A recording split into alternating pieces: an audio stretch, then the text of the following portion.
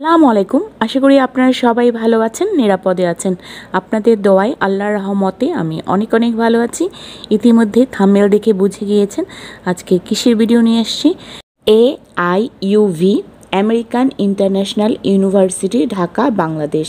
এখানে কিভাবে ভর্তি হয়, কি কি সুযোগ সুবিধা রয়েছে, ভালো কি খারাপ কি, স্কলারশিপ কিভাবে পাওয়া যায়, বিস্তারিত আলোচনা এই ভিডিওতে করব।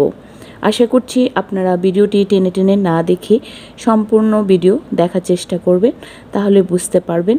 টেনে টেনে ভিডিও দেখলে কিছুই বুঝতে পারবেন না। এখানে আমার ছেলে সিএসসিতে এবার ভর্তি করিয়েছি, তবে আমি উদ্ভাস কোচিং সেন্টার থেকে ওকে জিপিএ 5 এইচএসসিতে পেয়েছিল, সেজন্য সম্মাননা পুরস্কার দিয়েছে, সেটার ভিডিও আপনাদের সাথে শেয়ার করেছি। এর জন্য করেছি যে অনেকে আছে বলে যে প্রাইভেটে যারা ভর্তি হয় তারা ভালো স্টুডেন্ট না, কোথাও চান্স পায় না, সেজন্য এই প্রাইভেট ভার্সিটিগুলোতে ভর্তি হয়। কিন্তু আমার ছেলে কিন্তু জিপিএ 5 পেয়েছে, তারপরেও আমি এই কলেজে ভর্তি করিয়েছি, কারণ এখানে অনেক সুযোগ সুবিধা রয়েছে। আর আমার মেয়ে মাহিমা এখানে 2 বছর ধরে অলরেডি সিএসসি ডিপার্টমেন্টেই পড়ছে স্কলারশিপ নিয়ে।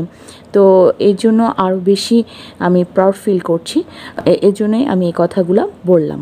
এখানের ভর্তির নিয়মটা হচ্ছে কি, প্রথমে লিখিত পরীক্ষা হবে, এরপর ওখানে অ্যালাউ হলে তারপর আবার ভাইবা নিবে, এরপর ওখানে অ্যালাউ হলে ভর্তি নেওয়া হবে। তো এখানে কিন্তু এমনি এমনি শুধু নাম্বার দেখেই পরীক্ষা কলেজে ভর্তি নেওয়া হয় না। এখানে মেধা টাকা দুটোই লাগে এখানে পড়াশোনার জন্য। তো আপনাদের কথাগুলো হয়তো পরিষ্কার হয়ে গিয়েছে। আমার ছেলে 10% স্কলারশিপ পেয়েছে, যেহেতু আমার মেয়ে 2 বছর ধরে এখানে পড়াশোনা করছে সেজন্য।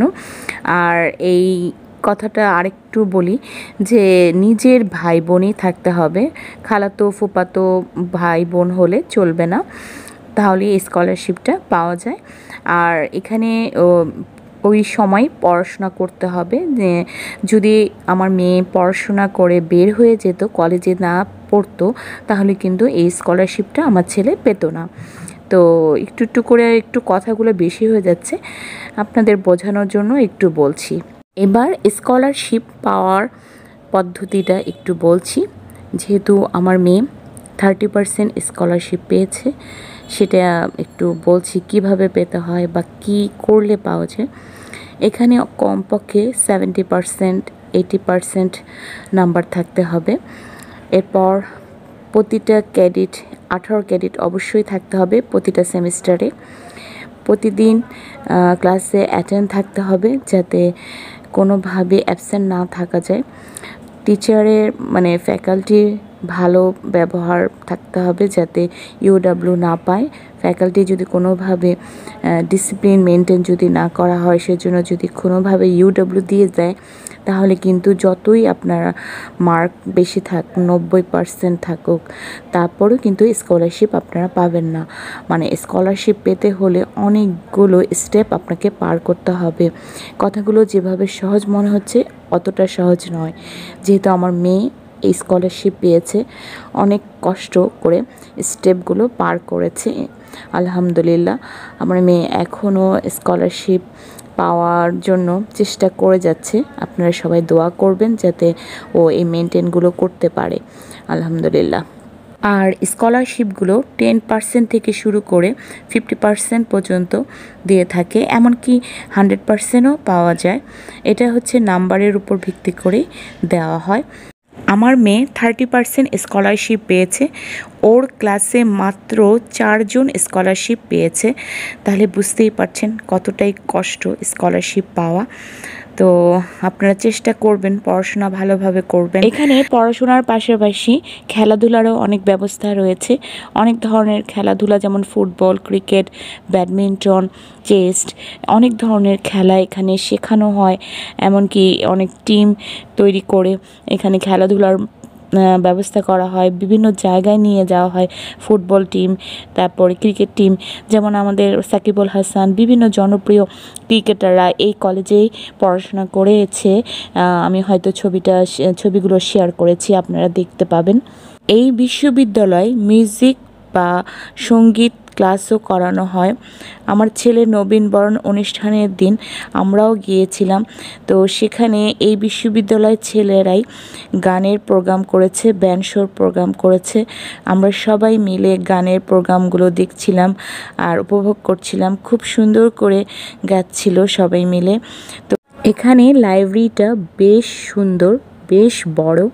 আপনারা বিশ্ববিদ্যালয়ে ঢুকলেই দেখতে যে পাবেন বেশ বড় একটা গ্লোভ, সেটার ভিতরেই কিন্তু লাইব্রেরি রয়েছে। বিভিন্ন ধরনের দেশি বিদেশি বিভিন্ন ধরনের বই এখানে পাওয়া যায়। আপনারা বই নিয়েও আসতে পারবেন 1 সপ্তাহের জন্য, আবার দিয়ে দিতে হবে, ওখানে লিখিতভাবে দিয়ে আসতে হয় যে বইটা নিচ্ছেন। তো খুবই সুন্দর একটা লাইব্রেরি, বেশ বড় জায়গা নিয়ে আর খুব কমফোর্টেবল। যার যার মতো করে সুন্দরভাবে বই পড়তেও পারেন ওখানে বসে বসে। এছাড়া জিমন্যাস্টিক রয়েছে, বিভিন্ন ধরনের ব্যায়াম করা যাবে। এছাড়া সুইমিং পুল রয়েছে। খুব সুন্দর একটা ভার্সিটি, অনেক কিছুই ফ্যাসিলিটি রয়েছে এখানে। ভিন্ন ভিন্ন ধর্মের জন্য প্রার্থনার ব্যবস্থা রয়েছে। যেমন মুসলমানদের জন্য নামাজের ঘর রয়েছে, ছেলেদের আলাদা মেয়েদের আলাদা। এরপর হিন্দুদের জন্য রয়েছে উপাসনালয়, খ্রিস্টানদের জন্য, বৌদ্ধদের জন্য, সবার জন্যই আলাদা আলাদা ব্যবস্থা রয়েছে। খুব সুন্দর একটা পরিবেশ।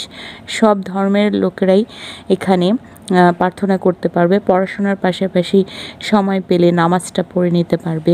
তারপর যার যার ধর্মের শেষটা তারা সময় দেয় ওখানে প্রার্থনা করার জন্য। এখানে পড়াশোনা করলে ভালো ভালো জবের অফার আসে বা ভালো ভালো জব পাওয়া যায়।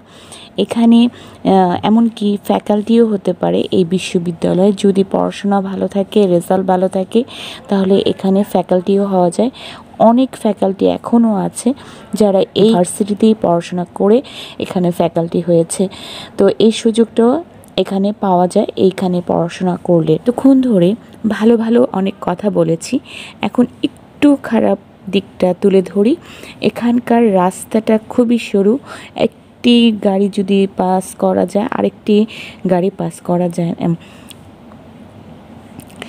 এতক্ষণ ধরে অনেক ভালো ভালো কথা বলেছি, এখন একটু খারাপ কথা বলি বা খারাপ দিক বলি।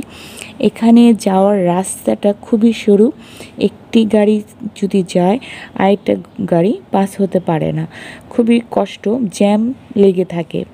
আর 30 মিনিট যদি বৃষ্টি হয় তাহলে নিচের যে ফ্লোরটা পানি দিয়ে একদম টইটুম্বুর হয়ে যায়। তো এটা আমার কাছে ভালো লাগেনি। অনেক স্টুডেন্টের অনেক কষ্ট হয়ে যায় যে অল্প একটু বৃষ্টিতেই নিচের ফ্লোরটা পানি দিয়ে ভরে যায়। তবে বেশিক্ষণ লাগে না, বৃষ্টিটা থেমে গেলেই পানিটা চলে যায়, কিন্তু ওই মুহূর্তে একদম নিচে ফ্লোরে নামা যায় না, একদম ভরে যায় পানি দিয়ে।